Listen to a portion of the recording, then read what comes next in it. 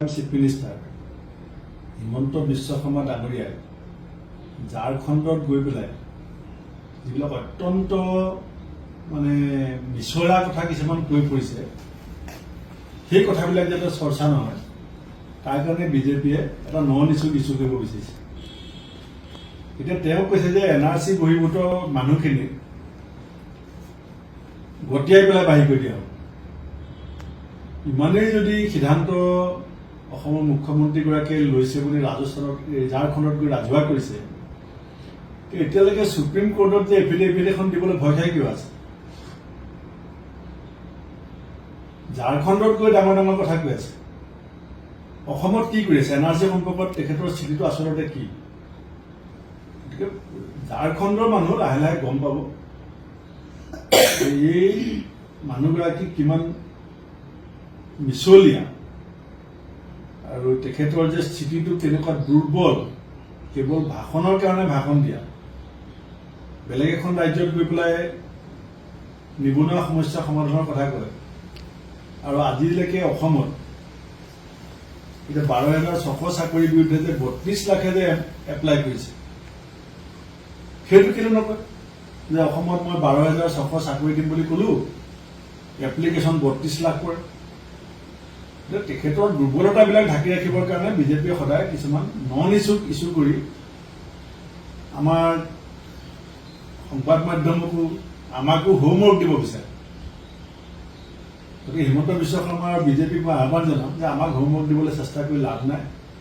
আপোনাক যি দায়িত্ব দিয়া হৈছে, আপোনাক অসমৰ ৰাইজে যি কাম দিছে সেই কামত আপুনি মনোনিৱেশ কৰক।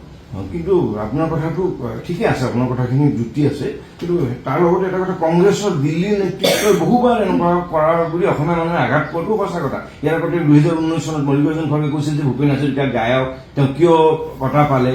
ইয়াৰ পৰা সঞ্জয় সিং আগতে ইয়াতে গৈছে সাংসদ হৈ পেলাই। গতিকে ক'ৰবাত দিল্লীৰ আপোনালোকে ইয়াতে ঠিকে ফাইট কৰি থাকে, দিল্লীৰ একাংশ নেতৃত্বৰ ভাষ্যই কিন্তু কংগ্ৰেছ দলৰো অসমৰ মানুহৰো ক্ষতি।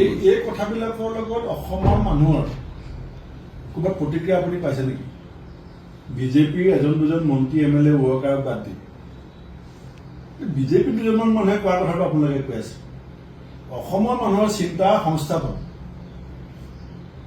অসমৰ মানুহৰ চিন্তা হৈছে কেনেকে দুৰ্নীতিমুক্ত অসম গৈ পাৰি, এটা পৰিয়ালৰ লুণ্ঠন কেনেকে বন্ধ কৰিব পাৰি। অসমৰ মানুহে চিন্তা কৰি আছে সংস্থাপনৰ কথাটো প্ৰশ্ন ছেমিকণ্ডাক্টৰ ইণ্ডাষ্ট্ৰী সংস্থাপন। আপুনি পাহৰি গৈছে য'ত ছেমিকণ্ডাক্টৰ এটা ইণ্ডাষ্ট্ৰী হ'বলৈ গৈ আছে, আমি ক'ত বিৰোধিতা কৰিছোঁ। কিন্তু তাততো এটা পেপাৰ মিল আছিল, তাততো জাতি মাটি ভেটি কথা কৈছিলে। পেপাৰ মিলটোত কিমান মানুহ সংস্থাপন হৈ আছিল। নতুন এসোপা মানুহৰ ভৱিষ্যত ধ্বংস কৰি দিয়ে। সেইটোতো বিজেপিয়ে কৈছিলে যে Jagiroad paper mill, Cachar paper mill পুনৰ্জীৱিত কৰা হ'ব, বিক্ৰী কৰিলে লোহাৰ লংগৰ নিচিনাকৈ। আপুনি সংস্থাপনটো যে কাছাৰ পেপাৰ মিলটো বনোৱাৰ কাৰণে অকল তাত কাম কৰা কৰ্মচাৰীখিনি সংস্থাপন শেষ হৈ যোৱা নাই। অসমৰ এটা দীঘলীয়া দিনৰ জীৱন আৰু জীৱিকাৰ আহিলা বাঁহ উদ্যোগটো, বাঁহ খেতিটো ধ্বংস হৈ গ'ল। সেই কথাটো তল পেলাব বিচাৰে নেকি? হ'ব।